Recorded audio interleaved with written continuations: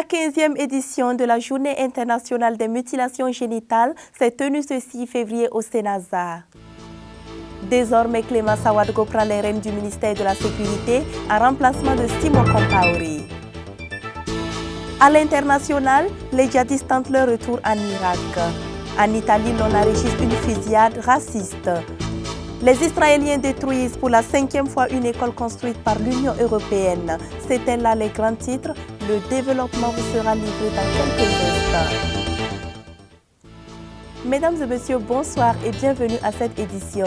Comme je vous le disais en titre, à l'instar du monde entier, le Burkina Faso a commémoré ce jour la 15e édition de la célébration de la Journée internationale des mutilations génitales. Et c'était en présence de Sika Kaboré, l'épouse du chef de l'État. Odette Zouangena et Dieudonné Koumsaga y étaient. Voici leur constat. Ces images choquantes ne sont pas de la fiction, mais de la pure réalité. Aujourd'hui, dans le monde, on dénombre à 200 millions de femmes et filles victimes de l'excision. Malheureusement, au Burkina Faso, le phénomène n'est pas anodin, puisque seulement en décembre 2017, dans la ville de Bobo-Dioulasso, une bébé de seulement 7 jours a été excisée. Ainsi, il ressort des statistiques que la région du Centre-Est est la région où le taux de prévalence est le plus élevé, avec 90%, et le centre-ouest le moins élevé avec 55%, ce qui justifie sans nul doute le choix de la région du centre comme lieu de commémoration ce jour de la journée internationale tolérance zéro aux mutilations génitales féminines, qui vise à mener un plaidoyer à l'endroit des décideurs politiques de façon générale, mais particulièrement des conseillers municipaux et régionaux du centre, afin que ces dépositaires du pouvoir au niveau local, dont on reproche le manque de conviction, à s'engager efficacement pour venir à bout du phénomène. Très peu d'exciseurs, beaucoup d'exciseuses. Oui. Et c'est dommage. C'est la raison pour laquelle moi je voudrais demander pardon aux femmes. Cette lutte-là, nous avons attendu trop longtemps pour nous y engager. Les hommes devraient demander également pardon aux femmes d'avoir été des complices inactifs, comment on dit ça, silencieux. Vous avez été des complices passifs. Et si aujourd'hui, Madame la présidente de la Cour de justice de l'UEMOA l'a dit, si aujourd'hui les hommes, vous vous engagez à dire « nous ne voulons pas de femmes mutilées », eh bien, je suis persuadée que la pratique passera. Le nouveau ministre de la promotion de la femme, fraîchement installé, fait de cette lutte son cheval de bataille. Le ministère de la Justice a dans le collimateur la révision des sanctions pour cette pratique. C'est bien, c'est même très bien, mais ce qui serait le meilleur, c'est que les gens prennent conscience que c'est une pratique qui vraiment atteint aux conditions des femmes psychologiques, physiques et morales. L'exécutif et le législatif, ici co-parrains de la cérémonie, aussi la question de la pratique de l'excision dans nos vies, afin de venir à bout de l'excision pour que d'ici 2020, aucune femme ou fille ne soit excisée au Burkina Faso. Un engagement qui s'est par ailleurs matérialisé par la signature publique du représentant du maire de la commune de Ouagadougou et du président du conseil régional du centre. Précisons que le thème de la 15e édition de cette commémoration est « Mettre fin aux mutilations féminines est une décision politique ». Mesdames et messieurs, suivons à présent des interventions de quelques décideurs qui ont pris part à la rencontre. Aujourd'hui, j'allais dire que c'est un grand jour pour les élus locaux, en ce sens que nous renouvelons notre engagement, en tout cas en faveur de la lutte contre la pratique, j'allais dire, les mutilations génitales. Donc aujourd'hui, nous sommes engagés encore pour cela et nous pensons que nous devons passer à l'accélération. Parce que nous sommes, j'allais dire, en phase avec la population. C'est nous qui sommes avec la population, nous sommes à la base et nous pouvons mieux en tout cas participer à cette lutte-là. Donc nous pensons également que nous allons recevoir la formation, c'est ce qui a été dit à travers cette journée, et nous allons former tous les élus locaux, ce qui va nous permettre, chacun à son niveau, au niveau de la base de la population, et passer le message parce que c'est vraiment une pratique honteuse et ça ne ça diminue, j'allais dire, la femme. Les femmes ne savent même plus pourquoi on excise.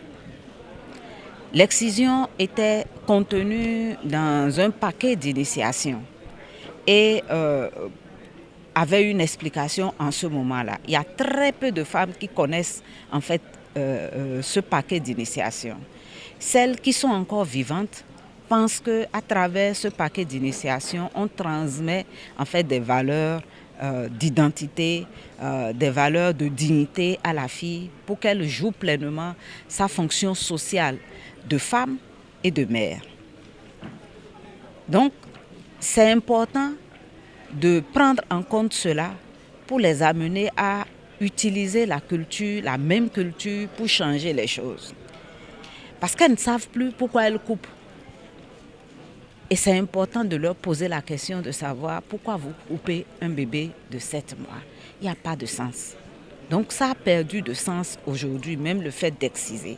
Donc il faut renouer avec la culture, renouer avec les raisons qui ont suscité ce choix et surtout montrer les conséquences, pas seulement dire. Parce que quand on le dit, les gens ne comprennent pas. Mais quand on montre en fait les images, les gens comprennent. Quand on prend les statistiques, donc les données statistiques, donc depuis 2010 jusqu'en 2015, nous voyons qu'il y a une baisse de l'excision, de la pratique de l'excision, surtout donc, chez les filles donc, de 0 à 14 ans. Parce que le taux de prévalence est passé de 13,3% en 2010 donc, à 11,3% donc, en 2015.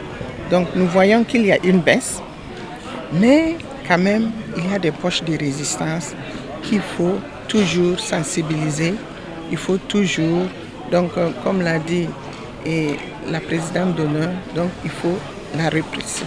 Clément Sawadgo est désormais le nouveau patron du ministère de la Sécurité, en remplacement de Simon Compaoré, suivant les images de Dieudonné Koumsaga. La cérémonie d'installation du ministre de la Sécurité s'est tenue hier au Sénaza. Le moment était solennel et riche en émotions. Simon Compaoré, ministre de la Sécurité sortant, confirme que d'énormes défis restent à relever. En vérité, dans ce domaine-là, ce qu'on a pu faire ne peut pas égaler ce qui reste à faire. Donc, beaucoup de défis restent à faire, mais nous avons le sentiment d'avoir ouvert des fenêtres de tir par rapport à la bonne gouvernance. On a sanctionné, on a remis les pendules à l'heure. Voilà. Et par rapport au contrôle sur nos routes, on a pris des initiatives. Par rapport à la recherche des moyens extra-budgétaires pour résoudre les nombreux problèmes au niveau du département de la sécurité. Mais tout cela, ça ne suffit pas. On a donné des moyens aux gendarmes, aux policiers, pour le travail qui leur est demandé sur le terrain. Mais je viens de rentrer du terrain, ça ne suffit pas. Il faut bien autre chose. Il faut consolider tout cela. À en croire Simon Compaoré, le ministre de la Sécurité entrant, Clément Sawadgo ne va pas chômer, car c'est un ministère assez houleux. Ce qui réjouit le monde de la sécurité, c'est que Clément Sawadgo est un homme averti et conscient de ce qui l'attend. Comme vous le savez, c'est certainement un travail de conception, parce que tout part de la vision. Mais c'est aussi et surtout un travail de terrain. Donc le plus grand rendez-vous que nous puissions vous donner, c'est véritablement sur le terrain. La feuille de route, je vais certainement en prendre connaissance, puisque dans les prochains jours, le Premier ministre va certainement remettre à chacun de nous, les ministres, sa feuille de route. Mais en attendant, nous savons tous l'énormité, l'ampleur du défi sécuritaire qui est le nôtre aujourd'hui. Et à partir de cela, j'imagine que le chef du gouvernement voudra que nous mettions l'essentiel de nos forces au surtout sur cette question-là, sur cette question du défi sécuritaire, de la lutte contre le terrorisme, de la lutte contre le grand banditisme. Le ministre entrant de la Sécurité appelle à la mobilisation générale dans tous les confins du pays pour venir à bout du défi sécuritaire auquel le Burkina Faso fait face. Ouvrons à présent la page internationale. En Irak, les djihadistes tentent leur retour. Pourtant, rien qu'en décembre, les autorités irakiennes ont proclamé leur victoire contre le groupe État islamique. Constat.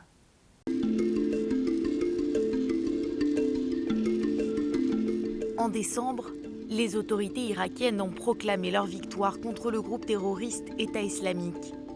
Mais sur le terrain, les forces de la coalition dirigées par les États-Unis sont toujours là. Les militaires veulent s'assurer de la stabilité de la zone. We've pursued ISIS to the border and are currently working with the Iraqi security forces to ensure ISIS is not able to come back across the border and penetrate into Iraq. Ces dernières semaines, plusieurs attaques menées par le groupe État islamique ont eu lieu près de la frontière irakienne. Une recrudescence des attentats qui coïncide avec le début de l'offensive menée par la Turquie pour reprendre aux Kurdes le contrôle de l'enclave d'Afrin, dans le nord-ouest de la Syrie. Les djihadistes pourraient en profiter pour regagner du terrain en Irak. Dans le centre de l'Italie, des Africains ont été blessés dans une fusillade. Faisons le constat. Dans le viseur de ce tireur, des Africains. 5 hommes et une femme originaires du Mali, du Ghana et du Nigeria ont été blessés ce samedi ici à Macerata, dans le centre de l'Italie. Ces personnes ont été les victimes de la haine de cet homme, Luca Traini, un agent de sécurité de 28 ans. Le jeune extrémiste a raconté aux enquêteurs avoir décidé de tous les tuer après avoir entendu à la radio l'histoire d'une jeune Italienne qui aurait été assassinée par un Nigérian. Dans la chambre qu'il occupe chez sa mère, les carabiniers italiens ont découvert un exemplaire de Mein Kampf, mais aussi un livre d'histoire sur Benito Mussolini et un magazine sur la jeunesse fasciste. Une enquête a été ouverte pour tentative de massacre aggravé par un objectif raciste.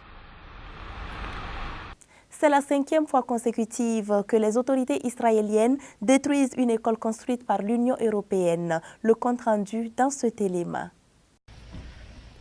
Et de 5, c'est la 5e fois que les autorités israéliennes détruisent l'école d'Abou Nouar, un projet financé par l'Union européenne destiné aux communautés de Bédouins de Cisjordanie occupée.